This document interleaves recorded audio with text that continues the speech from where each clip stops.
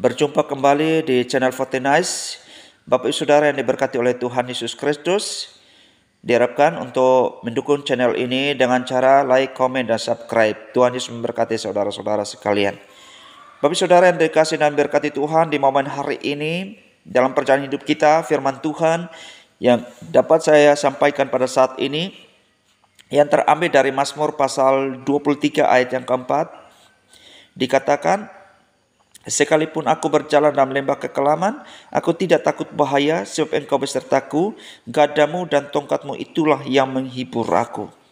Dengan sebuah tema yang saya berikan adalah jangan takut dengan kesulitan.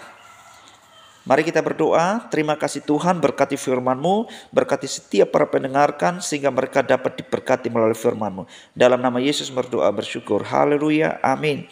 Salam sejahtera. Shalom. Bapak Saudara yang diberkati Tuhan, kembali kita merenungkan firman Tuhan dengan tema jangan takut dengan kesulitan yang terambil dari Mazmur pasal 23 ayat yang keempat. Hal yang pertama yang dapat kita renungkan pada hari ini adalah kesulitan adalah keniscayaan dalam hidup. Berdasarkan Mazmur pasal 23 tadi, ayat yang keempat, di mana pemazmur berkata, sekalipun aku ini berjalan dalam lembah kekelaman, aku tidak takut bahaya. Apa yang dihadapi oleh Daud, apa yang dialami oleh Daud dalam perjalanan hidupnya, dia tidak pernah takut dengan gentar. Walaupun harus mengalami kesulitan, ia tidak takut. Nah demikian dalam hal ini bahwa kesulitan itu tetap ada. Kesulitan itu menjadi bagian dalam hidup kita yang tidak dapat terpisahkan. Jadi tidak ada seorang pun yang kebal dari kesulitan. Itu merupakan bagian atau kondisi di mana manusia yang jatuh dalam dosa. Dan seluruh keturunannya, di mana Adam dan Hawa jatuh dalam dosa, keturunan yang mengalami yang namanya penderitaan itu. Nah karena itu firman Tuhan menjelaskan bagi kita. Di dalam Ayub pasal 14 ayat pertama dikatakan, manusia yang lahir dari perempuan, singkat umurnya dan penuh kegelisahan. Semua kesulitan yang terjadi, semua sudah harus kita hadapi dalam hidup kita. Tidak ada seorang pun yang kebal dengan namanya kesulitan dalam hidup ini. Yohanes pasal 16 ayat 33 katakan, semuanya itu kukatakan kepadamu, supaya kamu beroleh damai sejahtera dalam aku. Dalam dunia kamu menderita penganiayaan, tetapi kuatkanlah hatimu, aku telah mengalahkan dunia. Bersaudara dikasih Tuhan, dikatakan bahwa di dalam dunia kita mengalami penderitaan, kita mengalami berbagai kesulitan demi kesulitan, tapi percayalah Tuhan katakan, kuatkanlah hatimu, aku telah mengalahkan dunia. Ini sebuah janji yang datangnya dari Allah, yang dapat kita alami. Dengan demikian juga, kita diingatkan bahwa harus mengakui fakta bahwa segala kegelisahan, masalah akan datang ke dalam hidup kita, akan hadir dalam hidup kita. Karena itu jangan kita terkejut atau berkecil hati ketika kesulitan itu datang. Sebab firman Tuhan katakan dalam 1 Petrus pasal 4 ayat 12, saudara-saudara yang kekasih, janganlah kamu heran akan nyala api siksaan yang datang kepadamu sebagai ujian, seolah-olah ada sesuatu yang luar biasa terjadi atasmu. Artinya bahwa segala persoalan, segala kesulitan yang datang kepada kita, jangan engkau takut akan semuanya, berkecil hati. Ini merupakan sebuah ujian yang datang, yang terjadi dalam hidup kita ini. Nah karena itu jangan berkecil hati.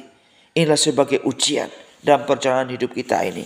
Hal yang kedua yang dapat kita renungkan adalah kesulitan membentuk karakter dan iman.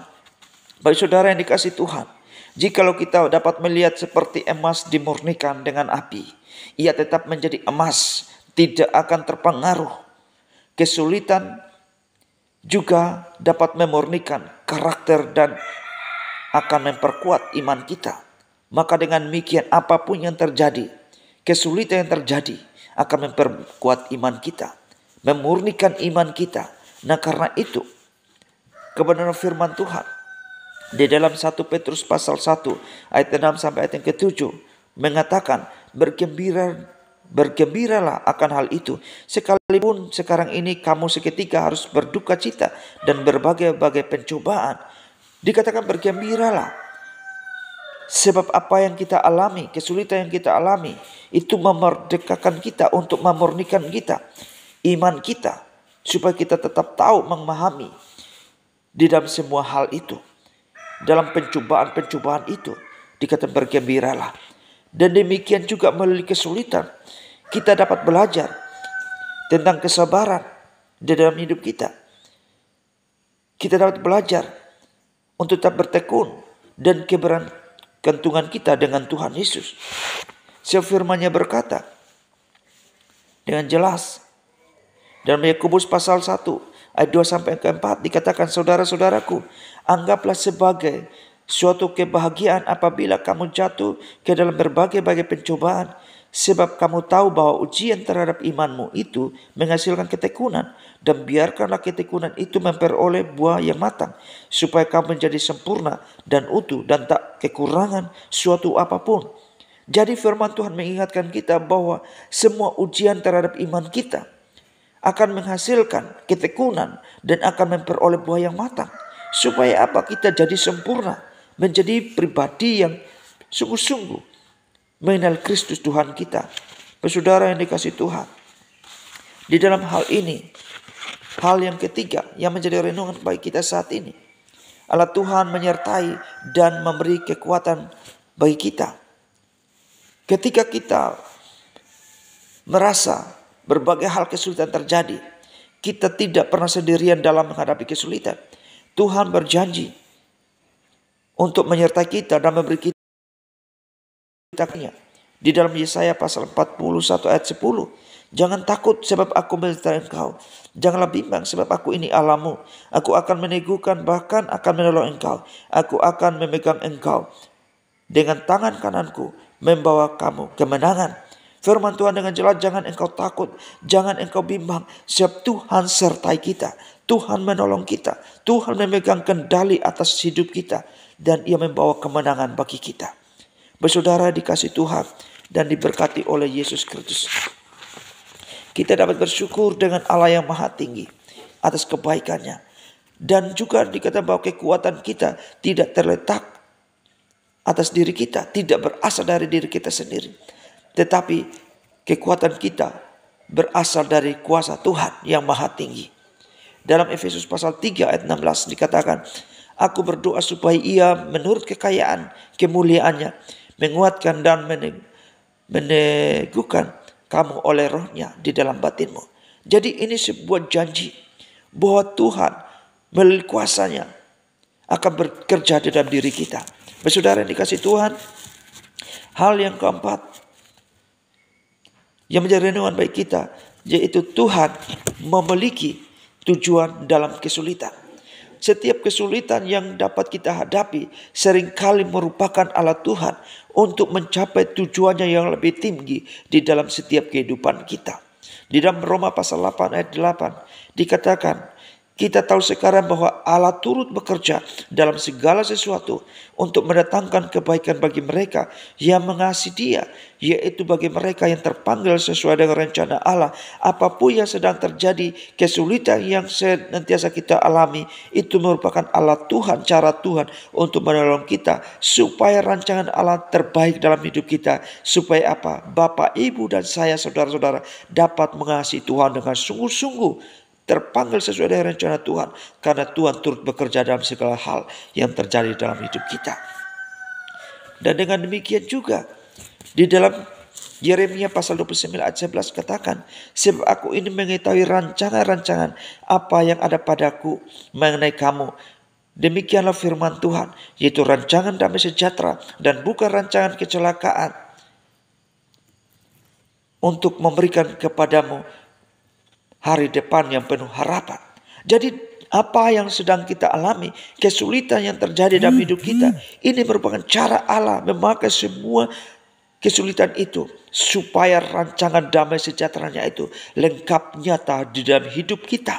Rancangan yang ada bukan rancangan kecelakaan, tapi rancangan yang terbaik bagi Bapak, Ibu, Saudara dikasih dan diberkati Tuhan.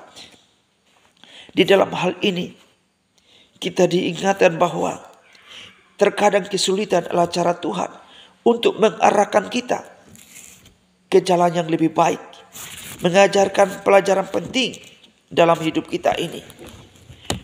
Maka dengan demikian dalam Mazmur pasal 119 ayat yang ke-67 dikatakan, sebelum aku tertindas, aku menyimpang, tetapi sekarang aku berpegang pada janjimu. Jadi apa yang kadang kita alami, entah kesulitan kadang terjadi dalam hidup kita, sehingga semua hal itu terjadi supaya kita belajar untuk tidak menyimpang dari janji Tuhan. Kita harus berpegang teguh pada janji Allah. Bersaudara dikasih Tuhan, ini yang terjadi dalam hidup kita. Maka dalam Mazmur pasal 119 ayat 71 juga mengatakan bahwa aku tertindas itu baik bagiku, supaya aku belajar ketetapan-ketetapan Tuhan, ketetapan-ketetapanmu. Jadi semua hal yang dialami dalam hidup Bapak, Ibu, dan saya, Allah merupakan sesuatu yang baik untuk kita belajar tentang perintah-perintah Tuhan, tentang ketetapan-ketetapan Allah yang maha tinggi yang di dalam kehidupan kita. Bagi saudara yang dikasihi oleh Tuhan dan diberkati, hal yang kelima yang menjadi renungan bagi kita adalah fokus pada Tuhan, bukan pada masalah. Rasa takut seringkali muncul ketika kita terlalu berfokus pada besarnya masalah daripada besarnya Tuhan kita. Nah, ini karena yang terjadi dalam hidup kita. Maka dalam Ibrani pasal 12 ayat yang kedua dikatakan, marilah kita melakukannya dengan mata yang tertuju kepada Yesus, yang memimpin kita ke dalam iman, yang membawa iman itu kepada kesempurnaan, yang dengan mengabaikan kehinaan tekun memikul salib ganti sukacita yang disediakan bagi Dia yang sekarang duduk di sebelah kanan takhta Allah. Bapak saudara yang dikasihi Tuhan, jadi mari mata kita tertuju kepada Tuhan. Apa yang sedang dihadapi, mata kita harus mengarah kepada Allah sendiri, bukan pada proses masalah itu, tapi kita mengarahkan pandangan pada Allah yang maha berkuasa, maha tinggi, yang di dalamnya pasti kita diberikan solusi dari Allah. Saya percaya, mari arahkan pandangan kepada Tuhan. Mengarahkan pandangan kita hanya kepada Yesus yang maha kuasa membantu kita untuk mengatasi yang namanya ketakutan, mengatasi yang namanya masalah di dalam setiap hidup kita.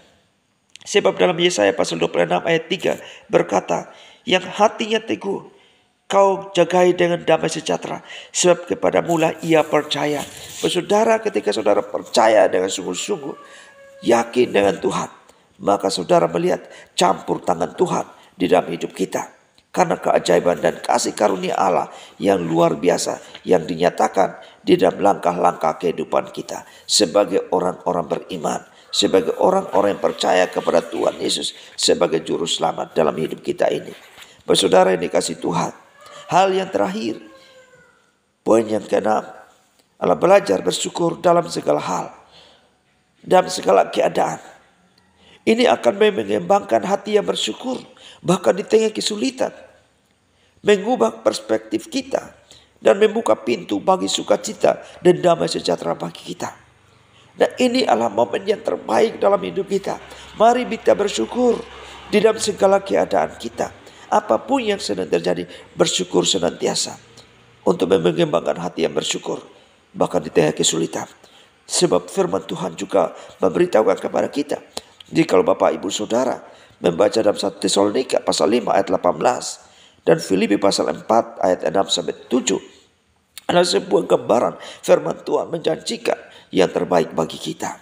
Bagi saudara yang dikasihi Tuhan, pada hari ini, maka Mazmur pasal 23 ayat yang keempat tadi, sekalipun aku berjalan dalam kekelaman, aku tidak takut bahaya, sebab engkau besertaku, gadamu dan tongkatmu itulah yang menghibur aku. Bersama dengan Tuhan, sekalipun saudara berjalan dalam kekelaman, sekalipun saudara mengalami kesulitan, lembah air mata, lembah apapun yang di dalamnya saudara sedang berjalan di dalamnya bersama dengan Tuhan, Tuhan akan menolong saudara, Tuhan akan meneguhkan panggilan saudara, dan Tuhan mengajar saudara untuk menjadi orang-orang berkemenangan, orang-orang yang percaya, berharap sepenuhnya dan percaya bahwa tangan Tuhan sedang memegang saudara. Tuhan tidak membiarkan saudara tergeletak. Tuhan akan memimpin saudara sampai tujuan yang lebih baik dalam rancangannya, rancangan damai sejahtera. Allah memberkati firman-Nya saat ini.